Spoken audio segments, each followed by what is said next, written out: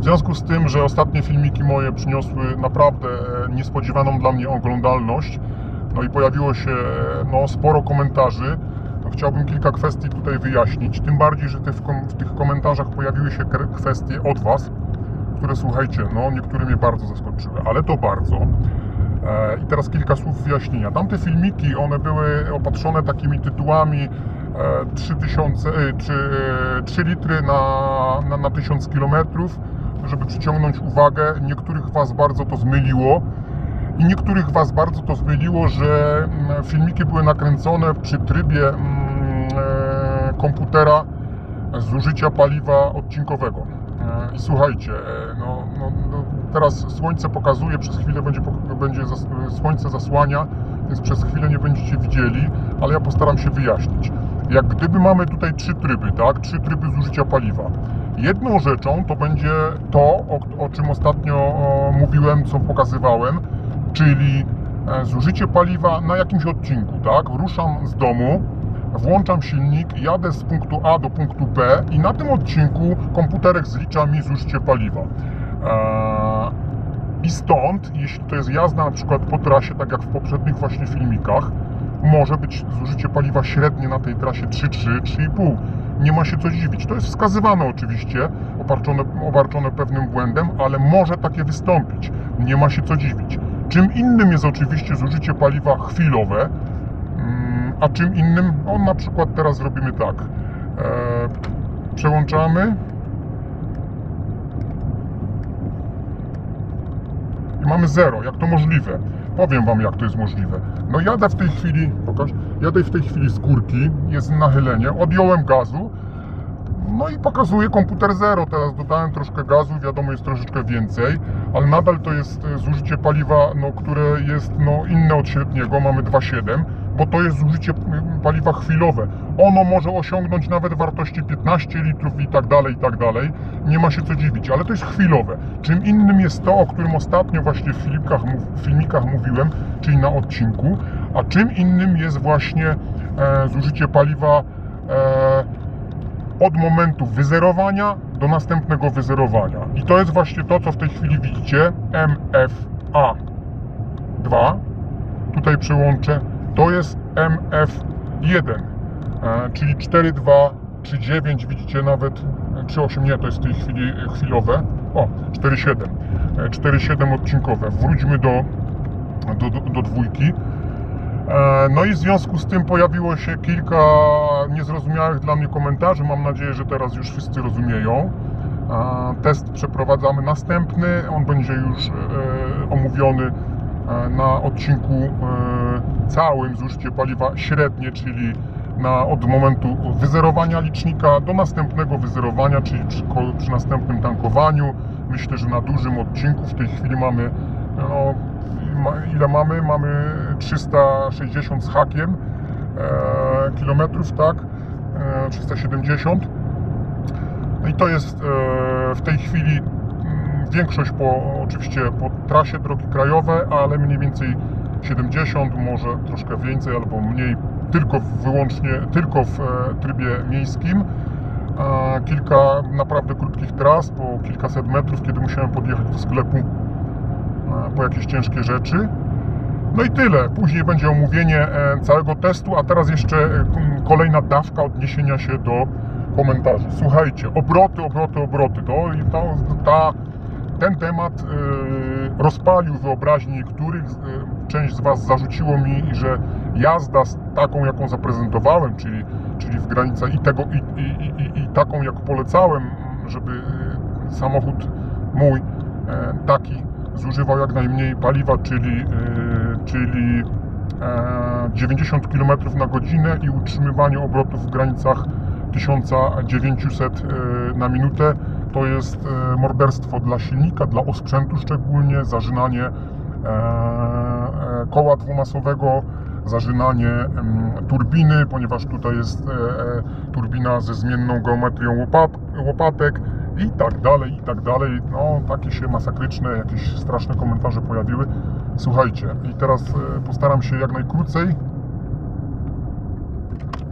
na ten temat coś powiedzieć. Sytuacja wygląda w ten sposób.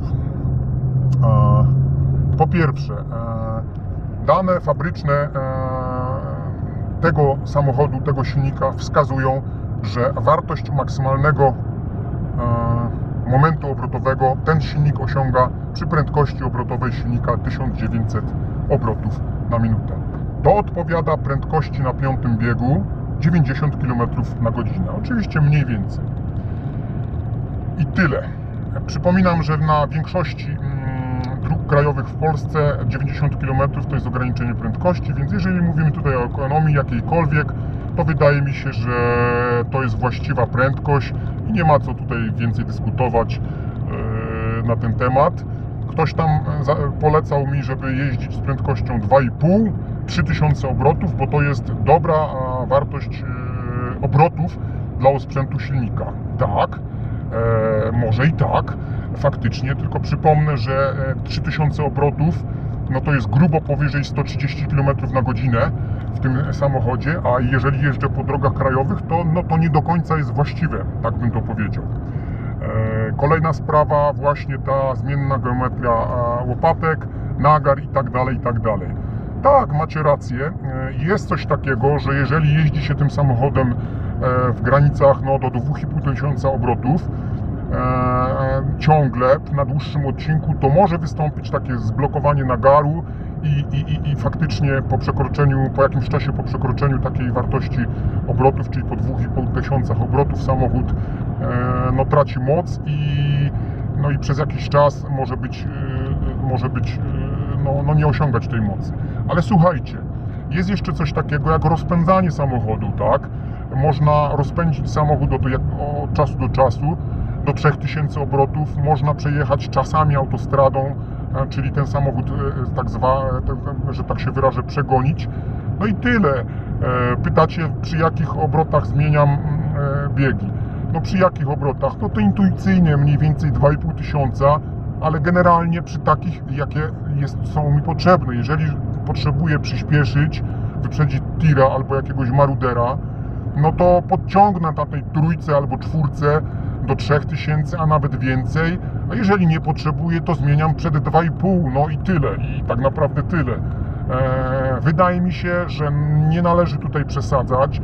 Dla ekonomicznej eksploatacji samochodu nie warto ciągnąć tych obrotów w pobliże zakresu czerwonego, czyli 4000 i więcej. Z drugiej strony nie warto też tych biegów zmieniać jakoś ekstremalnie za nisko, no bo to będzie szkodliwe dla silnika. I teraz kolejna kwestia tych właśnie obrotów nieszczęsnych. No jeżeli ktoś coś mówi na temat zmiany obrotów, pisze i podaje tutaj przykład swojego samochodu z turbiną 1.2 benzyna, no to słuchajcie, silnik wysokoprężny, czyli o zapłonie samoczynnym, a silnik o zapłonie iskrowym, czyli benzynowym, to są dwa różne silniki, one pracują w zupełnie innym zakresie obrotów i generalnie jest tak, że silniki benzynowe pracują w zakresie obrotów wyższych, natomiast silniki diesla w zakresie obrotów niższych. Jeśli to będą silniki bez turbiny, no to te obroty są jeszcze niższe w jednym i w drugim przypadku, a jeżeli to będzie benzyna z turbiną, no to tu już zupełnie jest inna sprawa, inny przebieg momentu obrotowego, wszystko jest inne, do tego odnosił się nie będę. I chyba ta kwestia jest wystarczająco tutaj jasno wyjaśniona. Zarzuciliście mi tam, że na filmiku omawiającym wyniki tego testu jechałem 60-70 na piątym biegu, zdaje się, no w granicach 1400 obrotów, że to zażyna silnik i tak dalej. No słuchajcie, ja nie pamiętam, na jakim biegu jechałem, nie pamiętam, czy jechał przede mną tir, może tak, może nie, droga była wąska, omawiałem filmik. To nie jest jeszcze nic ekstremalnego, no nie jeździ się faktycznie, lepiej było zmienić na czwórkę, ale nie zmieniłem i tyle. Nie jeżdżę tak cały czas, tak jak nie jeżdżę cały czas drogami krajowymi, albo nie jeżdżę cały czas tylko za miastem. No i tyle. Czyli obroty mamy wyjaśnione, wydaje mi się, różnice benzyna diesel też. No i teraz tak, to 90 km na godzinę, co mówiliście, jazda dziadkowa, albo nawet niektórzy powiedzieli pizdowata. No to słuchajcie, macie prawo do takich opinii. Nic więcej na ten temat nie powiem, no bo i po co? Tak mi się wydaje, że nie warto więcej nic mówić. Test, który teraz przeprowadzam, no to jest test po zatankowaniu. Jak wspomniałem, omówimy go na końcu albo w filmiku, jak go zmontuję, albo jak mi się nie uda zmontować, to nakręcę następny. Słuchajcie, ktoś powiedział, że 24-letni Passat to jest szrot i powinien być na złomie albo w muzeum, bo on ma nowoczesną hybrydę i fajnie, albo Corsa 1.2 z turbiną, która ma 90 koni i ten samochód pali 3,9 litra w mieście średnio i fajnie. Ok, co nie znaczy, że ten 1.2 90 koni nie będzie też szrotem, albo nie będzie jeszcze większym szrotem niż mój Passat po 24 latach, bo nie wiemy, jakie są stany techniczne obu pojazdów.